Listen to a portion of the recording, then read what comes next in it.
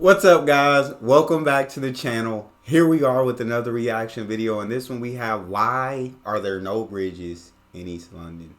Are there no bodies of water that you gotta cross or something? Or I don't know. I guess we're about to find out. Before we dive in, if you happen to enjoy it, please don't forget to subscribe, give a video a thumbs up, and let's find out why. In West London, you're spoilt for choice for ways to cross the River Thames. But in East London, the Thames is your wet nemesis. Your only options to cross are queue for ages for the Blackwall Tunnel, go the huge long way round and pay the toll for the Dartford crossing, or get seasick on the so slow it's literally never worth it Woolwich Ferry. This gives core East London quite the disadvantage. Despite the very short distance as the crow flies, if you live here, it's very unlikely you go to work or school or do your shopping or visit friends here, unless you're a crow. Greater London effectively operates like a Pac-Man with a wacka-wacka wide gap between these isolated communities. So how did London end up so unfairly asymmetrical? In other words, why is West London better than East London? Dun dun dun dun. Basically, there are three reasons why it's easier to build bridges in West London than East London. What are they? Geography. In the west, the River Thames is a narrow, squiggly trickle where bridge building is easy. But by the time it gets to London Bridge, it becomes a wide, majestic estuary with massive tides and marshy floodplains. Lest we forget, the Romans built London Bridge where they did, specifically because it was the widest place they could build it. 2. Shipping. In the late 19th century, when London did most of its growing, it was the biggest shipping port in the world, making bridge building east of the ports practically impossible. The literally only bridge in East-ish London, Tower Bridge, was an incredible feat of construction. So impressive it merited its own episode. Its elaborate brute force engineering and massive cost were justified by its iconic location. A huge gateway to the heart of London for those arriving by boat. If they wanted to build any more bridges in East London, every one of them would have to be bigger or more complicated than Tower Bridge. And that wasn't going to happen because 3. No demand. Historically, East London has always been poorer and more sparsely populated than West London, with no rich people to pay tolls and no important people to complain. So not only was it more effort to build crossings here, it wasn't worth the effort. However, that... He said with no rich people to pay tolls and no important people to complain. That's tough. That's such a tough statement. No important people to complain is wild. But it sounds like that one bridge did financially cost a lot, and so for them to have to build more complex bridges or bigger bridges than that, I guess financially just didn't make sense. So East London, I guess, just gonna have to stay to the east. They gonna have to keep to themselves. You ain't got no bridges to take you where you need to go, and that's just the life that you got to deal with living in East London. I don't know what to tell you.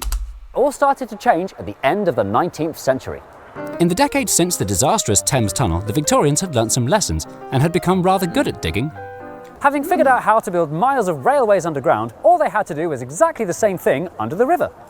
So at the end of the 19th century, using the same technology as the Tube, London got its very first road tunnels, one at Blackwall and one at Rotherhithe. With demand still rising and East London's population still growing, these should have been the start of a tunnel revolution spreading eastwards along the Thames throughout the 20th century. You good, bro? So why didn't that happen? It's a story that's been told so many times I'm getting bored of it now. Basically, the war. First the First World War and second the Second World War put a stop to all big public projects. And when the wars were over, the money had run out and it never really came back. And so the 20th century saw pretty much no new river crossings in London. Apart from the Greenwich and Woolwich foot tunnels, which don't really count because they're just foot tunnels. Chiswick and Twickenham bridges, both part of the same road, opened on the same day in 1933. A second Blackwall tunnel, which doesn't really count because it's just a widening of the first. And the Dartford tunnel, which became 2 Dartford tunnels, which became 2 Dartford tunnels, and the QE2 bridge, which also doesn't really count because it's in not London. London found itself frozen in this asymmetrical state for more than a century. This asymmetry gives the river a completely different character depending which side of London you're on. In the west, the river brings prosperity and flats with views and gastropubs and university boat races. But in the east, the river brings... By the end of the 20th century, the shipping industry that prevented any crossings being built here in the first place had all but disappeared, leaving behind a string of post-industrial literal dead ends, largely untouched by regeneration or your thoughts. The exception that proves the rule is Canary Wharf, which since the 80s has seen a rebirth as a business district full of Has no one ever thought to try to do anything to fix this? Yes, they have. Ages ago. In the 1970s, plans were afoot for a long-awaited pill to close Pac-Man's mouth, the boringly named the East London River Crossing. By this time, technology had moved on, and bridges had once again overtaken tunnels as the more cost-effective way to get cars across a river. The bridge formed part of the notorious plans for new motorways in London called ringways. On the north side, the roads were more than ready for the arrival of the new bridge. You can clearly see on satellite view how the North Circular Road gapes expectantly open wide, ready to send and receive cross-river traffic. But on the south side, it's not clear at all where the traffic was meant to go. The new bridge would have necessitated the construction of a huge 8-lane motorway, bulldozing hundreds of households out of the way. Dang. The people of Plumstead were understandably unhappy when the bridge got approval in 1985, but their bacon was rescued by an unlikely saviour. 2 years later, in 1987, the government accidentally built an international airport right next door to the site of the new bridge, which added a maximum height restriction on top of the already restrictive minimum height restriction. With the bridge needing a complete redesign, that meant going through the approval process all over again. And this time, it failed, and all thoughts of a crossing here were abandoned in 1993. Dang, yeah, I can understand why it wouldn't have got built, simply because to destroy that many people's houses in order for the bridge to be built is wild. And then they said, you know what, we're going to build an airport here. And now that we got an airport here, we got planes flying, now your bridge can't reach this height. It cannot be taller than this. But with the ship still coming, it also had a minimum height restriction, which your bridge can be no lower than this. So it got to have to go change the plans, get it reapproved. It failed to get reapproved. It's just too much work. East Germany, do y'all want the bridge? Point blank, period. That's the question that we're all sitting here wondering and asking. Do y'all want the bridge? Or are you okay with the lives that you have in East London now? I need answers in the comment section. But not for long. In 2004, the Mayor of London, Ken Livingstone, proposed an upgrade, or downgrade depending how you look at it, on the same site. The slightly betterly named Thames Gateway Bridge. Ken's bridge was going to be a local bridge for local people. There would be just 4 lanes instead of 8, 2 of which would be bus lanes, which had the potential of being turned into an extension for the DLR. You can see on satellite view that Ken's bridge got quite far in the planning stages too. Just north of Galleon's Reach, there's a wide concrete flyover that stops mid-air where the connection to his new bridge was going to be. Environmentally speaking, it was a massive improvement on the monster from the 70s, but there was a major flaw in Ken's concept. A local bridge for local people was a very naive and completely impossible thing to enforce. I'm reading this one, go away! Ken's bridge could only have been local if it were one of many crossings in East London, so that travellers had lots of options, just like how it is in West London. But with East London so far behind, the Thames Gateway Bridge on its own would unavoidably have drawn cars and lorries from all over London, congesting and polluting the narrow residential streets of Plumstead, which in many ways is worse than building a motorway through it. The Thames Gateway Bridge was indeed designed to be joined later by the Belvedere Bridge and Silvertown Tunnel, but the locals knew that these complementary crossings wouldn't realistically have come to the rescue for decades, if they ever came at all. For that reason, the Thames Gateway Bridge was viewed as a cause of congestion. And for that reason, it had almost no support politically or locally. Oh my and for God, that reason, bro. when the next Mayor of London, Boris Johnson, came along, he took the popular and simple decision to scrap it. It was a rather odd move for Boris, a man so famously fond of bridges. Perhaps he just didn't like it because it wasn't his idea. It's harder than ever to get big projects like bridges funded by the government and or approved by the locals. That's why all the bridges built this century have been quite a pedestrian affair. So far, we've had the Millennium Bridge, which when first opened struggled to take the weight of pedestrians, and the Emirates Airline, an expensive over-branded cable car/tourist non-attraction connecting nowhere to nowhere else, inexplicably featured on the tube map despite a grand total of regular users of 4. Connecting nowhere to nowhere else is crazy, bro. And so, yeah, this bridge ain't never gonna get built. Ain't no more bridges getting built to East London. Y'all got what y'all got, and that's all you got. No more tunnels getting built, no more bridges getting built. This is just life.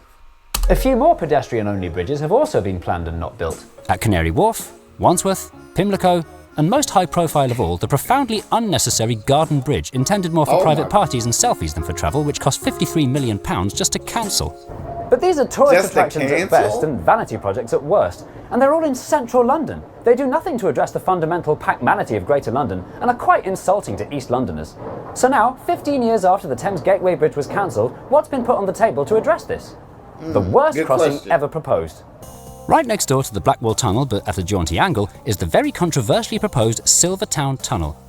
It's a very odd choice of location, given that it's one of the few parts of East London that already has lots of river crossings, and it's an even odder choice of mode. The Silvertown tunnel is for motor traffic only, with no pedestrians, cyclists or trains allowed. Its purpose is to reduce traffic in the Blackwall Tunnel, which we really should have learnt by now in real life will encourage more car journeys than before and create more congestion in the whole Blackwall area. Public opinion is more anti-car than ever, which is why there's a massive campaign against the Silvertown tunnel. And as for whether it'll ever be built, I don't know. It's a paradox. East London desperately needs connections, but East London desperately also needs not to be ruined by pollution and congestion. So what on earth could be the solution? There's actually a rather brilliant one. What's that? The two as yet unconnected East Londons are a great opportunity to create ambitious new non-car crossings for rail, trams, cycling and walking. There you go. Ignoring today's demand for new roads and instead providing for journeys that don't exist yet may seem daft and will certainly cause frustration for the first few years. But when the only option to cross is a clean, green, sustainable one, people will take the clean, green, sustainable one in their thousands, and the positive effect will spread well beyond the banks of this river. For proof of how brilliantly this phenomenon works, come with me now to West London. Okay. In 2019, nasty cracks were found in the pedestals of Hammersmith Bridge, and the local council abruptly closed it to all traffic after 132 years of service. Dang. Understandably, many local drivers complained, saying it would cause traffic jams. And it did at first, but then an interesting thing happened.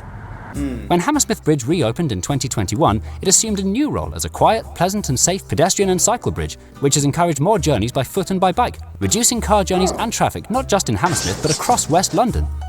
What Hammersmith shows us is that what we choose to build, or indeed choose to don't build, affects how we choose or don't choose to travel. And that's the way round it should be.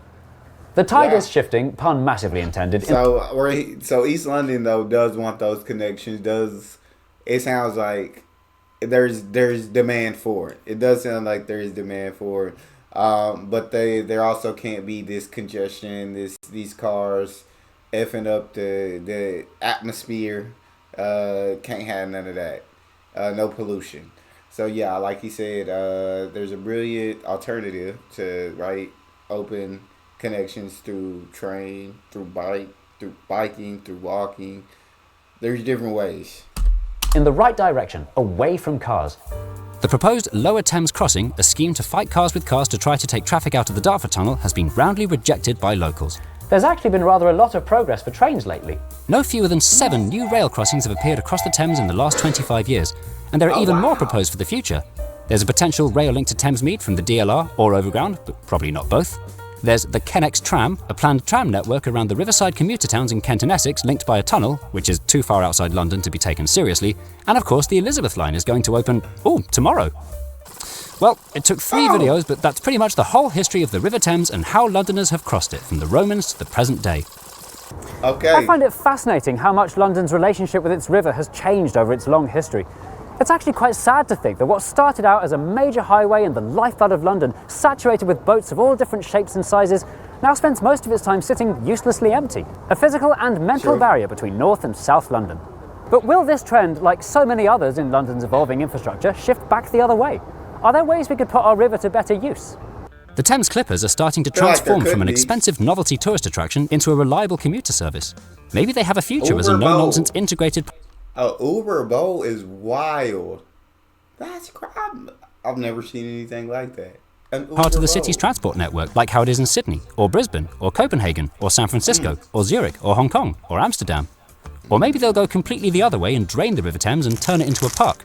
It's not that far-fetched an idea. It's exactly what they did to the River Turia in Valencia in 1969, making the city safer from flooding and opening up acres of new green space.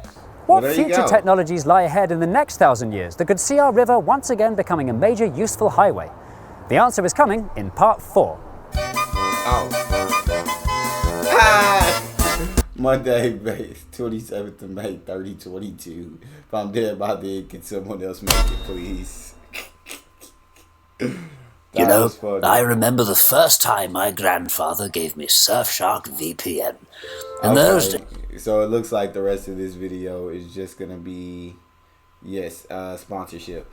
But so I feel East London they're just not gonna get the connections. Is there besides train? It sounds like train is the only way you're gonna get the connections. There's gonna be no bridges. There's gonna be no tunnels that will give you those connections for cars. So with cars, you got the options you got, and you can't really do anything else about that. But for bikes, trains, walking, they're gonna build some more options for you guys, I assume. And East London, let me know how you guys feel about this. It seems like no matter what plan they came up with to try to build a bridge or try to build a tunnel or whatever it was, there was always an issue. There was always going to be a problem that was just too big. A problem that was just too big. So I guess you just stuck out there in East London if you're in East London. I don't know. What else? That's all we have. Let me know how you feel in the comment section. If you enjoyed, don't forget to hit that subscribe button, get a video a thumbs up. Check out this next video. Like, go ahead, check it out. I'll see you guys over there.